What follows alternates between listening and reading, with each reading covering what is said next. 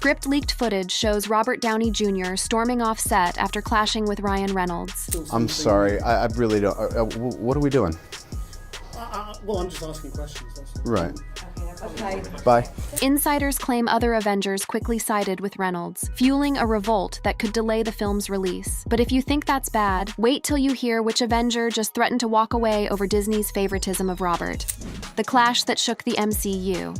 This story begins with something that should have been routine in Hollywood, an actor advocating for quality. Robert Downey Jr., the man who single-handedly launched the MCU and is now returning as the formidable Dr. Doom, made a decision that would set off a chain reaction of events. Robert Downey Jr. spoke up, and he delayed the film effectively by saying, "I want to reshoot all the Dr. Doom scenes because none of them were perfect." They had a body double and they had a face double, and Downey stood off camera reading the lines, and apparently after 2 or 3 weeks he was like, "This isn't working.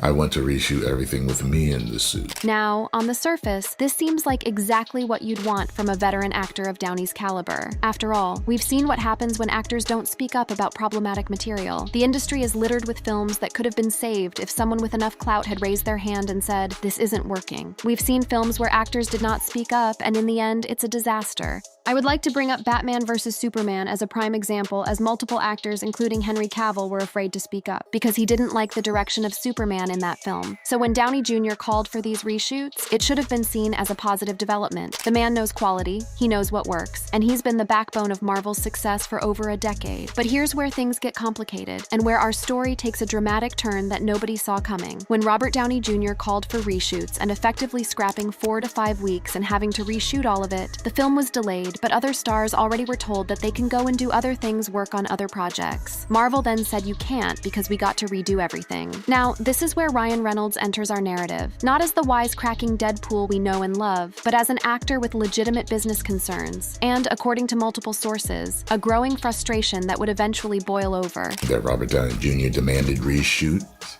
that behind the scenes issues with the actors are due to a clash of egos. Downey Jr. demanded full reshoots.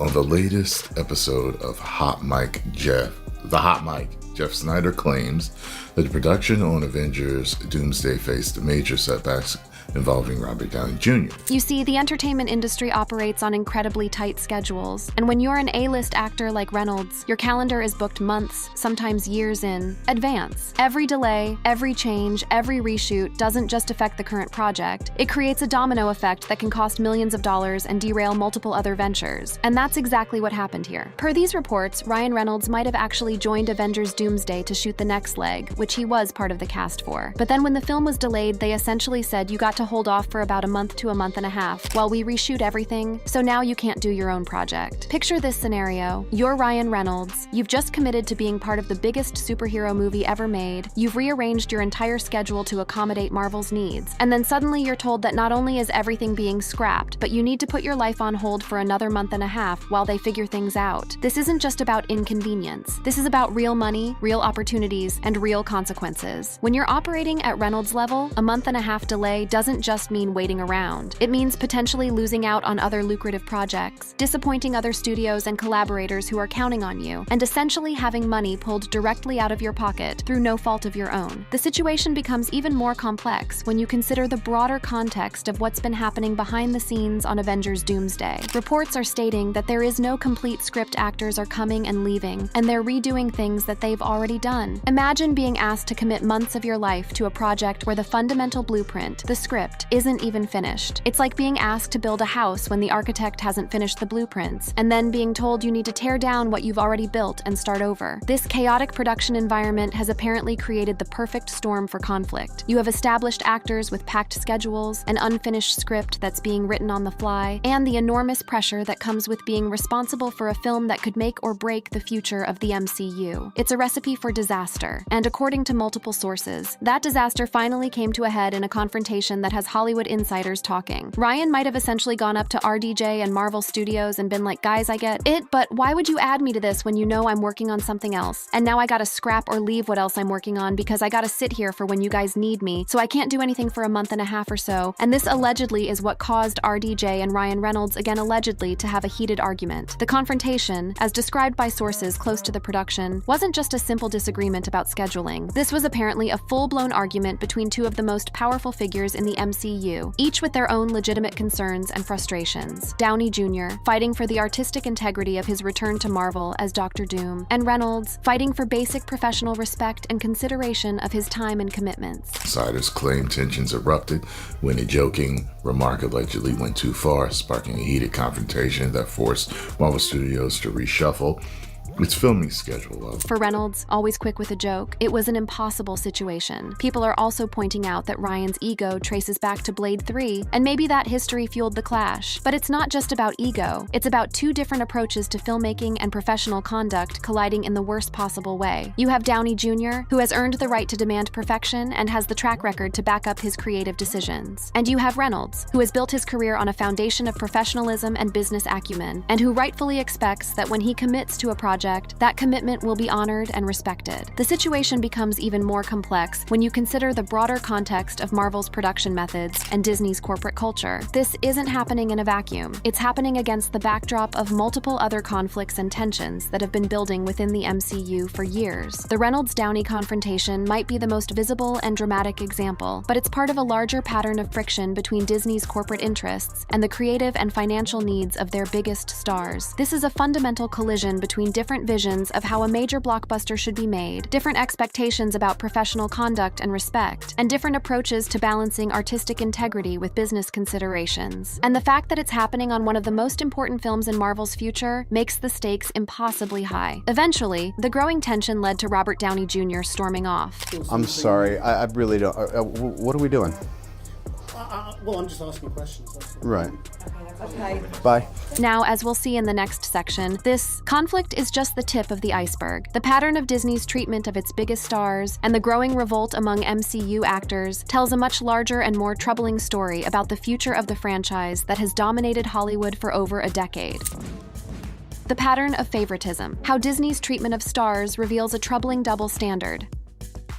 The Reynolds-Downey conflict on the Avengers Doomsday set isn't happening in isolation. It's part of a much larger pattern that reveals fundamental problems with how Disney and Marvel Studios treat their talent. And when you start examining the broader context of Disney's relationships with MCU actors, a deeply troubling picture emerges. One that shows a clear hierarchy where some stars are treated like royalty, while others are treated as replaceable commodities. At the top of this hierarchy sits Robert Downey Jr., and his treatment by Disney stands in stark contrast to how other major MCU stars have been handled. Downey's portrayal of Tony Stark Iron Man was the cornerstone of the MCU, starting with Iron Man 2008, which launched the franchise. His performance and the film's success gave him significant leverage. By Avengers, Infinity War, and Endgame, reports indicate he earned $50, $200 million per film, far exceeding the $15 million each for Johansson, Olsen, Renner, and others. But it's not just about the money, it's about respect, treatment, and how Disney responds when conflicts arise. When Downey Jr. has demanded changes, reshoots, or better terms, Disney has consistently accommodated him. When other stars have raised similar concerns, they've often been met with resistance, legal battles, or outright dismissal. Take Scarlett Johansson's situation as the perfect example of this double standard. In 2021, Johansson sued Disney over Black Widow's simultaneous theatrical and Disney Plus release, alleging it breached her contract, which tied her earnings to box office performance. She claimed Disney's move cost her millions, settling for over $40 million.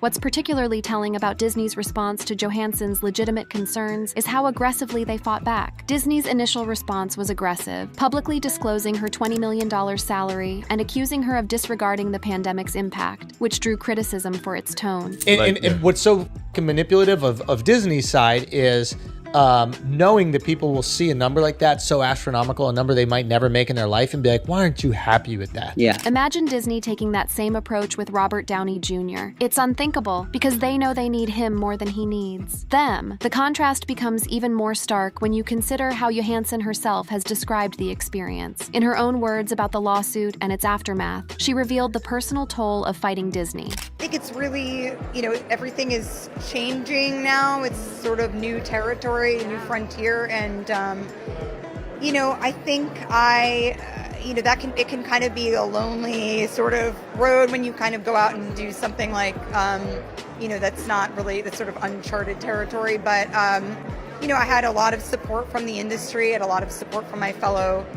co-stars, and I'm very, very happy with the outcome. I'm very happy to get back to work, and I'm really happy that no one else will have to deal with what I have to deal with. So good. She continued, showing the emotional impact of having to fight for fair treatment. But, I had a lot of support from the industry, had a lot of support from my fellow co-stars, and I'm very, very happy with the outcome. I'm very happy to get back to work. But perhaps most tellingly, she emphasized why the fight was necessary. And I'm really happy that no one else will have to deal with what I have to deal with. So good. This last statement is particularly significant because it highlights that Johansson wasn't just fighting for herself. She was fighting to establish precedent so that future actors wouldn't have to endure the same treatment. Can you imagine Robert Downey Jr. ever having to make such a statement? The very idea is absurd because Disney would never put him in that position. Elizabeth Olsen's experience provides another stark example of this disparity. Olsen expressed frustration with her Marvel contract, describing it as causing heartbreak and frustration due to its restrictive nature, potentially limiting her ability to take on other roles. Her approach to Marvel contracts reveals just how different her treatment is compared to Downey Jr.'s golden handshake deals. Olsen has revealed that she deliberately avoids signing long-term, multi-picture deals with Marvel Studios, opting instead for short-term contract extensions on a project-by-project basis. This isn't because she doesn't want job security. It's because Marvel's contracts are so restrictive that she's had to develop a defensive strategy to maintain any semblance of creative freedom. The restrictions have had real consequences for her career. In a 2022 interview with the New York Times, she revealed that her Marvel contract prevented her from taking a role in Yorgos Lanthimos' film The Lobster in 2015, which she described as a heartbreak. She stated, "I was in a contract I could not get out of, so that didn't work out." She elaborated on the broader impact. "I started to feel frustrated. I had this job security, but I was losing these pieces that I felt were more part of my being. And the further I got away from that, the less I became considered for it." This is the voice of an actor who feels trapped by the very contracts that are supposed to be making her career. Compare this to Downey Jr.'s situation, where his Marvel involvement has only enhanced his leverage and opportunities. He's never had to choose between Marvel and other projects. Marvel has accommodated his schedule and his demands because they recognize his irreplaceable value. Jeremy Renner's recent experience provides perhaps the most egregious example of Disney's problematic approach to talent relations. His account of Disney's offer for Hawkeye Season 2 is both infuriating and revealing. Here's what happened.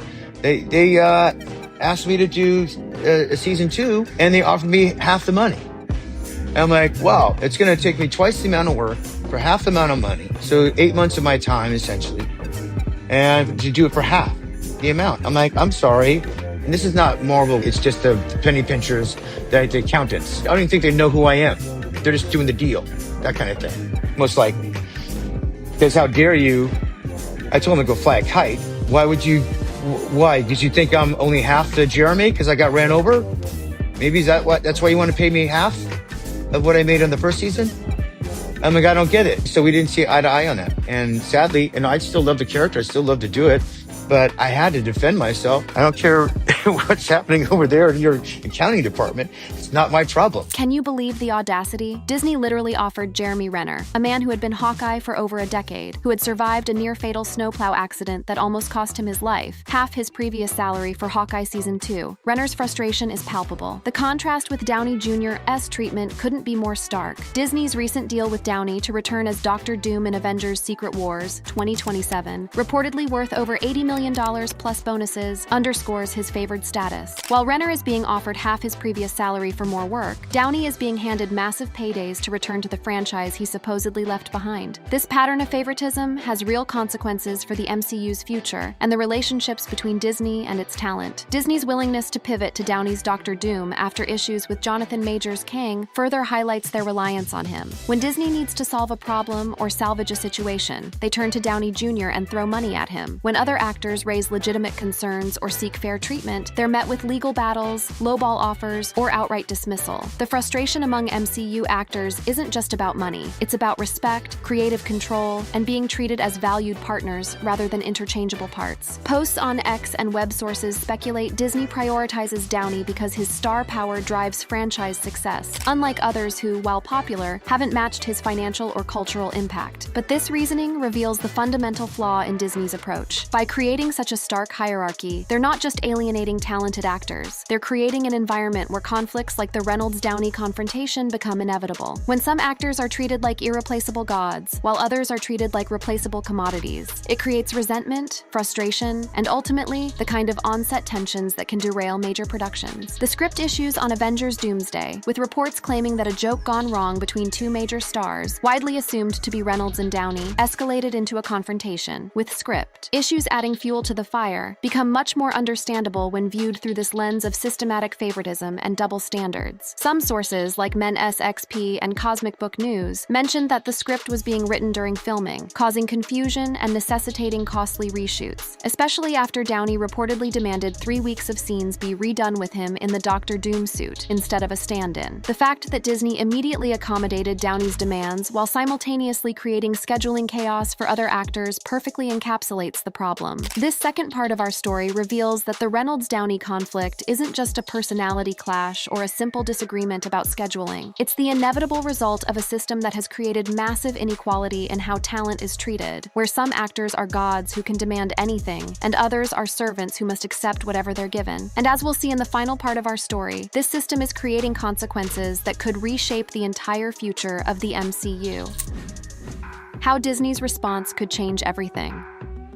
The confrontation between Ryan Reynolds and Robert Downey Jr. on the set of Avengers Doomsday represents more than just a clash between two major stars. It's the catalyst for what could be a fundamental shift in how Disney and Marvel Studios operate. The way Disney chooses to handle this crisis will determine not just the fate of this particular film, but the future of their relationships with talent across the entire MCU. And if the early reports are accurate, Disney's response suggests they're more interested in damage control than addressing the underlying systemic problems that created this mess in the first place. More or less what people are saying is that if this is all true, what they're going to do is, while doing these reshoots, is continue to write the script in a way that's going to keep Robert Downey Jr. and Ryan Reynolds separated, so they can avoid any potential clashes on set again and make everybody happy. This approach, essentially choreographing the production around the personal conflicts of the stars, reveals just how serious this situation has become. But the proposed solutions go beyond just keeping the actors apart during filming. If there are scenes that they are going to share together, Marvel is going to do what they've done recently,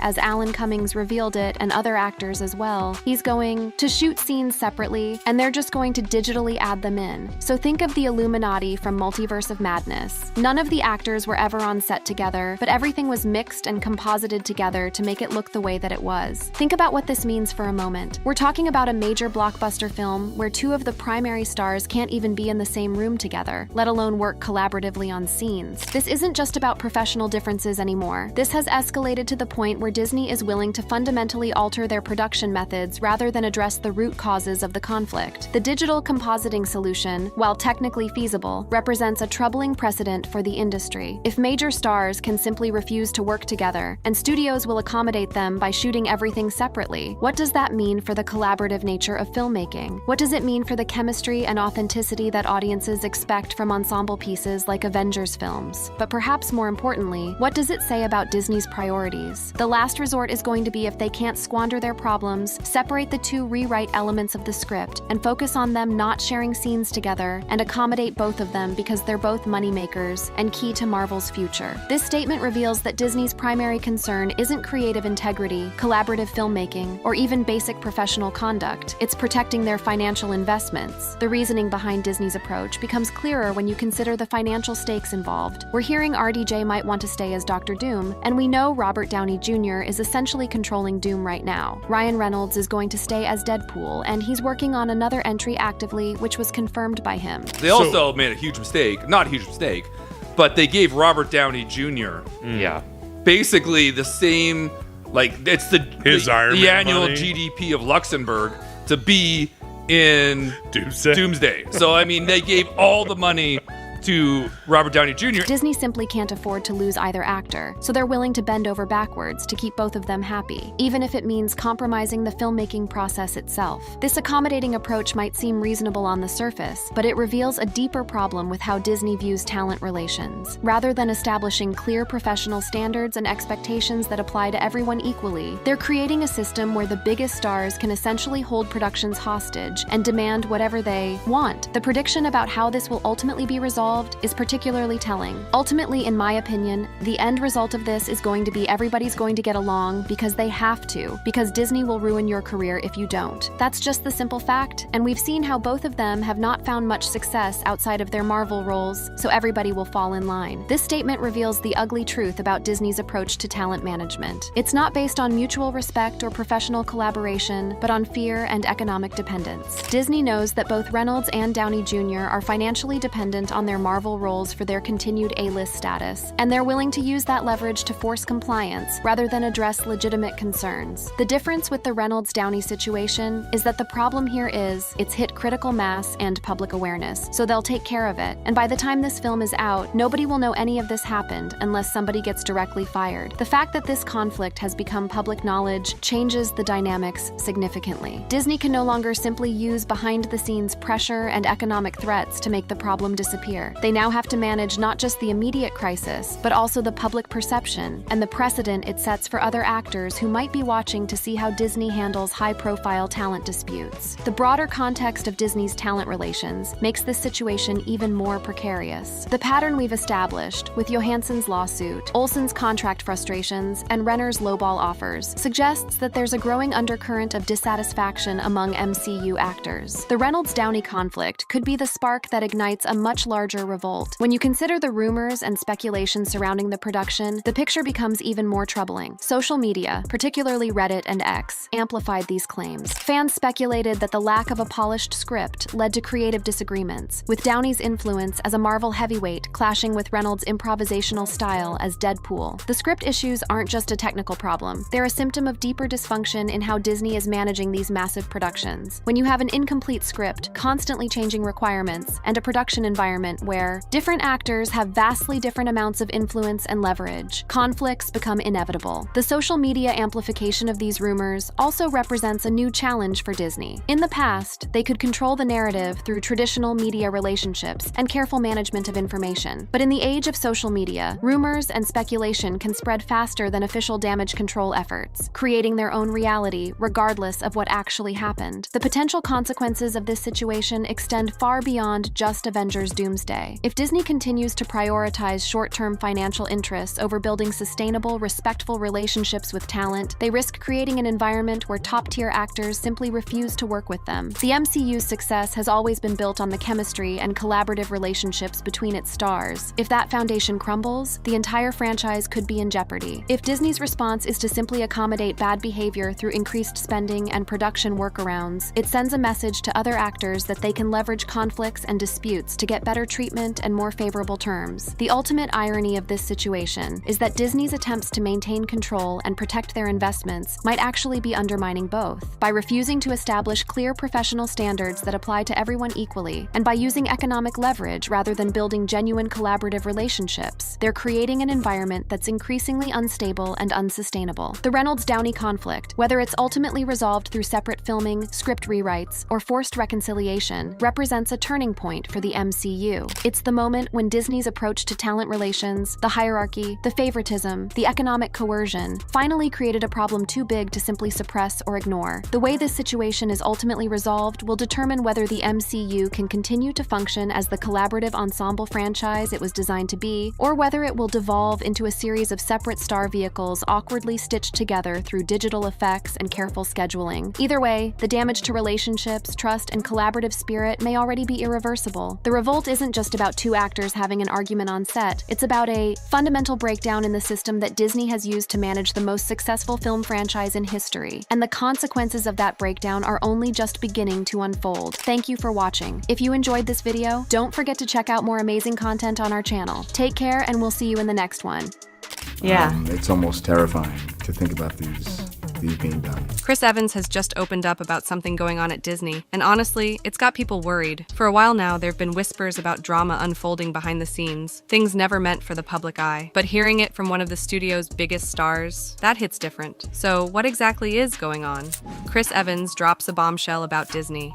The world of Disney has been no stranger to controversies, particularly when it comes to the 2022 Pixar film Lightyear. At the center of this storm stands Chris Evans, who voiced the titular character in what was meant to be the origin story of the beloved Space Ranger. The film was positioned as the movie that inspired the toy in the Toy Story universe, an interesting meta concept that added layers to the Pixar mythology. However, when Lightyear hit theaters in June 2022, it sparked immediate and intense backlash, primarily due to the inclusion of a brief same-sex kiss between two female characters. This scene, lasting only about 10 seconds and appearing in a montage sequence depicting the life of Hawthorne, voiced by Uzo Aduba, and her wife, caused the film to be banned in 14 countries, including the United Arab Emirates, Saudi Arabia, and other nations in the Middle East and Asia, where homosexuality is often criminalized or heavily restricted under local media content standards and cultural norms. The international censorship of Lightyear highlighted the ongoing challenges of global film distribution, particularly for content that pushes boundaries on social issues or includes LGBTQ+ representation. Producer Galen Sussman told AFP that the team was warned of potential bans but chose not to alter the film, stating, "We weren't going to change the film we wanted to make just because of some countries with, for lack of a better term, backward beliefs." This stance reflected a growing willingness among some filmmakers and studios to prioritize inclusive storytelling over maximizing global box office potential, a complex business decision with significant cultural implications. Evans made headlines when he boldly addressed this controversy head-on. In an interview with Reuters that quickly went viral, he didn't mince words about those criticizing the film's LGBTQ+ representation, stating, "The real truth is those people are idiots." The actor's unfiltered response was remarkable for its directness, especially coming from the star of a Disney-Pixar family film. Most actors promoting such projects tend to respond to controversies with carefully worded diplomatic statements, but Evans chose a more confrontational approach that aligned with his personal values, while potentially risking alienating certain audience segments. The actor went on to elaborate on his position regarding social progress, framing the issue as part of a broader historical pattern of societal advancement. I mean, I think throughout history you can see every time there's been social advancement as we wake up. I mean, the American story, the human story is one of constant social awakening and growth, and that's what makes us good. This framing situated the Lightyear controversy within a larger narrative of American and human progress, suggesting that resistance to diverse representation is not only wrong-headed, but part of a historical pattern that ultimately gives way to greater inclusivity. Evans's choice to contextualize the film's representation in these sweeping historical terms elevated the discussion beyond a single scene in an animated movie, connecting it to fundamental questions about social evolution and progress. What's particularly interesting about Evans's stance is how firmly he planted his flag in support of inclusion, even as Disney was navigating its own internal controversies regarding LGBTQ+ content. Before the film's release, the same-sex kiss scene was initially cut from Lightyear, but was later restored following protests from Pixar staff. This internal conflict at Disney Pixar was part of a broader protest against Disney's response to Florida's Don't Say Gay bill, officially the Parental Rights in Education bill, which restricts discussions of sexual sexual orientation and gender identity in primary school classrooms. In March 2022, LGBTQ employees and allies at Pixar sent a joint statement to Disney leadership, claiming that Disney executives had censored overtly gay affection in films, highlighting years of thwarted efforts to include LGBTQ+ identity in their projects. The statement detailed specific examples, including the removal of a rainbow sticker from Soul 2020 and same-sex couples from various backgrounds in films, illustrating the tension between creative desires for representation and corporate concerns about market reception. Evans continued his criticism of those opposing the film's representation, predicting their eventual irrelevance in increasingly stark terms. And when that happens, there's always going to be people who are afraid and unaware and trying to hold on to what was before. But those people die off like dinosaurs. And so, I think the goal is to pay them no mind, march forward, and embrace the growth that makes us human. The dinosaurs metaphor was particularly pointed, comparing critics of inclusive representation to extinct creatures unable to adapt to a changing world. This vivid language underscored Evans's conviction that opposition to diversity and representation represents not just a difference of opinion, but a fundamentally outdated worldview destined for extinction. Such rhetoric, while galvanizing for those who share his perspective, undoubtedly intensified the polarized reaction to both the film and Evans' comments. The actor's co-star in the interview echoed these sentiments with their own powerful statement, urging critics to re-examine their perspectives through the lens of the film's famous catchphrase. I would say to those people, just like with Buzz, refurbish your idea of tradition. Understand that it's to infinity and beyond. It's time to move forward. It's time to accept and look and enjoy all the faces that have always been there. You know what I mean? They always been a part of the picture. You just try to paint them out.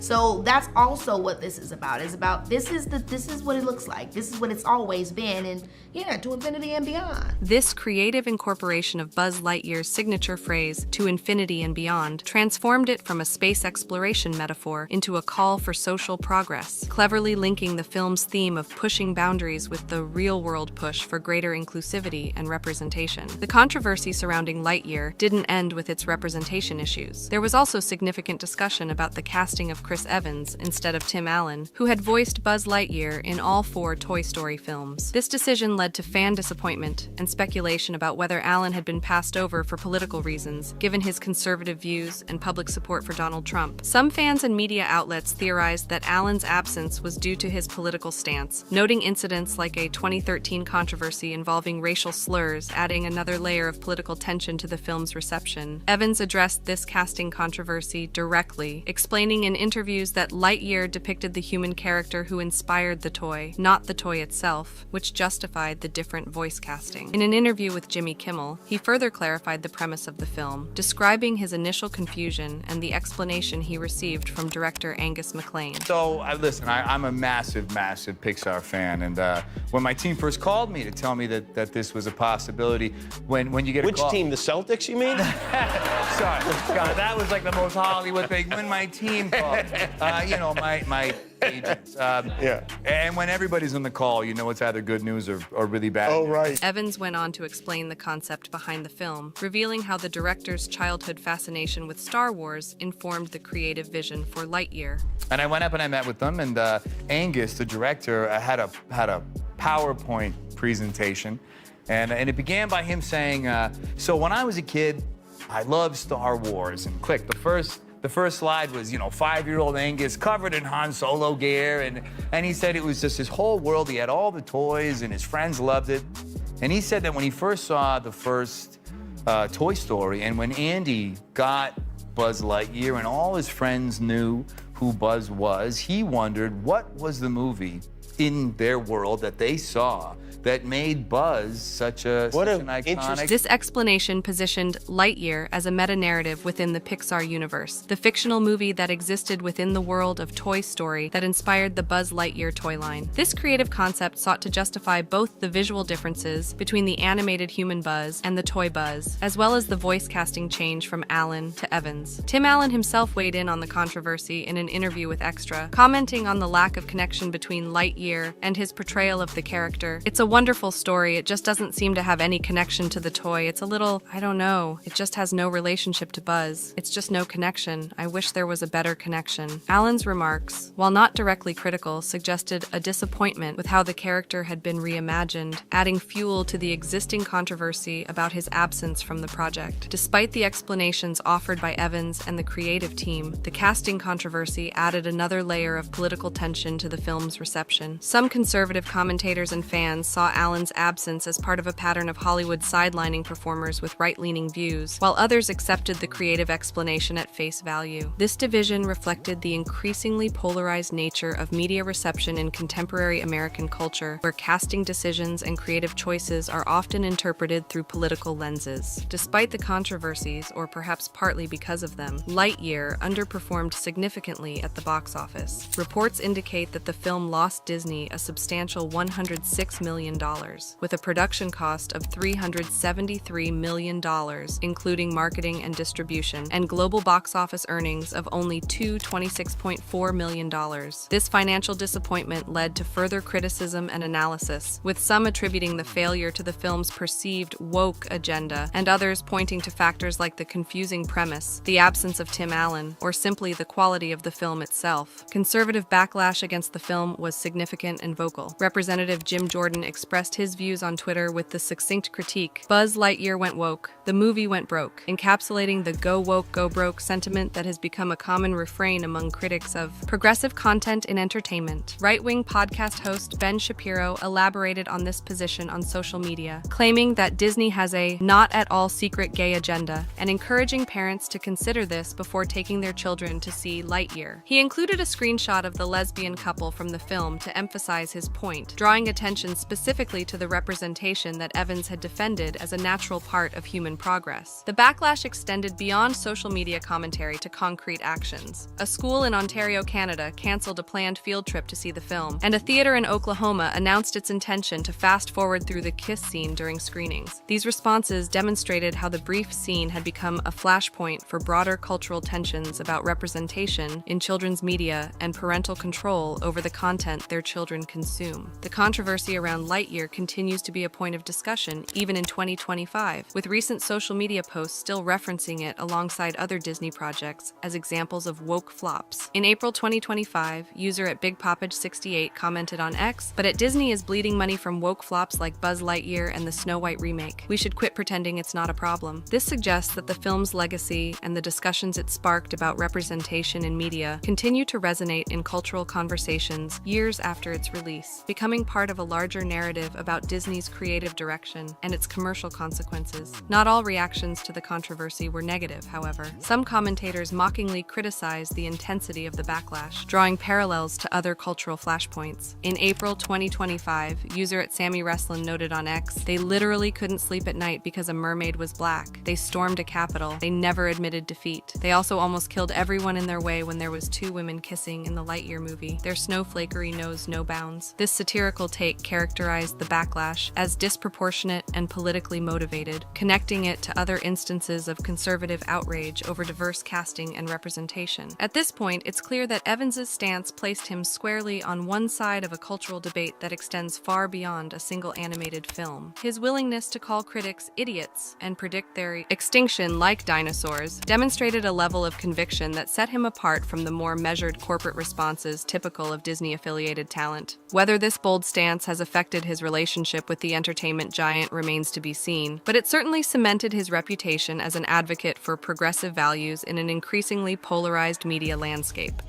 Disney scandals rock the entertainment world.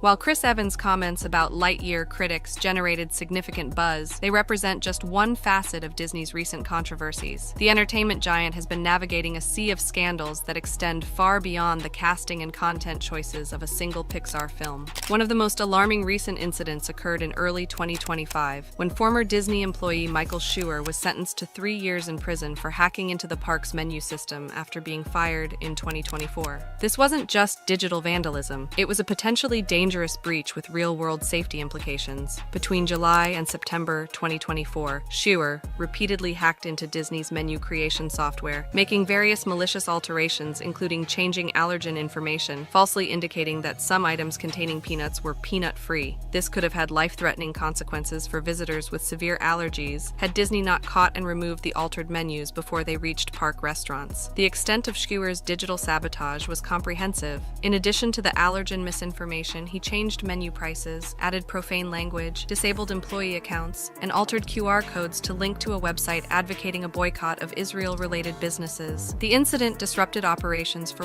2 weeks, requiring manual processes and backups, and cost Disney at least $150,000 in immediate damages. Schuer initially denied wrongdoing, claiming Disney was framing him and citing a mental health disability, but he eventually pleaded guilty to computer fraud and aggravated identity theft. In April 2025, he was sentenced to 3 years in prison and ordered to pay restitution of approximately $690,000. This incident highlights significant cybersecurity vulnerabilities at one of the world's most visited theme park destinations, raising questions about Disney's digital infrastructure and employee management practices. The case also illustrates the growing intersection of cybersecurity and physical safety in our increasingly digital world. Another ongoing controversy plaguing Disney parks involves the exploitation of the Disability Access Service, DAS, designed to assist guests with disabilities who cannot wait in traditional lines. Reports from May 2025 indicate that some guests are hiring disabled individuals to accompany them and use DAS passes to skip lines, a practice costing approximately $100 for priority access. The practice involves able-bodied guests effectively renting the services of someone with a disability solely to gain preferential treatment in attraction queues. This exploitation not only undermines the purpose of the DAS system, but also commodifies disability in a troubling way. This is not the first time Disney has grappled with such abuse. Similar practices were documented in the early 2010s, leading Disney to replace the guest assistance card with the more structured DAS in 2013. In response to continued exploitation, Disney updated the DAS program again in 2024, narrowing eligibility to focus primarily on developmental disabilities like autism, requiring virtual interviews up to 30 days in advance, and limiting group sizes. However, these policy changes have themselves become controversial. A class action lawsuit filed in February 2025 alleges that the new policies discriminate against guests with physical disabilities, violating their rights under the Americans with Disabilities Act and California's Unruh Civil Rights Act. The lawsuit seeks changes to eligibility criteria and damages of at least $4,000 per violation, arguing that the current implementation forces public disclosure of medical information, constituting a privacy breach. Public reaction to the exploitation of the DAS system has been strongly negative. On forums like mumsnet.com, commenters called the hiring practice deceitful and profoundly depressing, with one person noting, "As someone with a disability who now has to jump through ridiculous hoops in Florida, people like your husband are the reason getting the pass I've legitimately used for years is now near impossible." Disney has defended its policies, stating that the claims in the lawsuit are without merit. The company adjusted the wording of its DAS eligibility descriptions in January 2025, removing the word "only" from certain criteria, possibly in response to legal pressures. Beyond operational issues at the parks, Disney has also faced broader controversies related to cultural and political debates. The company's response to Florida's Don't Say Gay bill in 2022 exemplifies this challenge. Disney's initial silence on the legislation led to staff walkouts and public criticism. LGBTQ employees and allies at Pixar alleged that Disney executives had actively censored overtly gay affection in their films. When Disney eventually opposed the bill after significant pressure, promising $5 million to LGBTQ+ charities and halting political donations in Florida, it faced backlash from conservative stakeholders and politicians. Florida Governor Ron DeSantis responded by targeting Disney's special self-governing status in the Reedy Creek Improvement District, escalating what had been a cultural disagreement into a legal and legislative battle. The controversies surrounding Lightyear are part of a longer history at Pixar and Disney regarding LGBTQ+ representation. Over Pixar's 27-year history, few films have included unambiguous LGBTQ+ characters, with examples like a one-eyed cop mentioning a girlfriend in Onward 2020, and two moms hugging a child in Toy Story 4 Inches 2019. This pattern suggests an ongoing tension between creative desires for inclusive storytelling and business concerns about market reception. The conservative backlash against Disney's perceived woke agenda extends beyond Lightyear. Recent recent social media comments continue to frame Disney's creative choices in political terms. For instance, the casting decisions for the live-action Snow White remake sparked heated debates in March 2025, illustrating how Disney properties have become battlegrounds in broader cultural wars about representation. In March 2025, another incident added to Disney's challenges when a fire broke out in a walk-in cooler backstage at Epcot's France Pavilion, leading to the evacuation of Remy's Ratatouille adventure. Just days later, a Florida man was arrested for attempting to bring cocaine into Magic Kingdom, generating headlines that associated Disney World with illegal drug activity. As Disney navigates these multifaceted scandals, it faces the challenge of maintaining its identity as a family-friendly entertainment provider while addressing the increasingly diverse and sometimes conflicting expectations of its global audience. The controversies reveal a company at the intersection of changing social norms, technological vulnerabilities,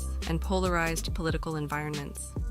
Future plans leave fans wondering what next.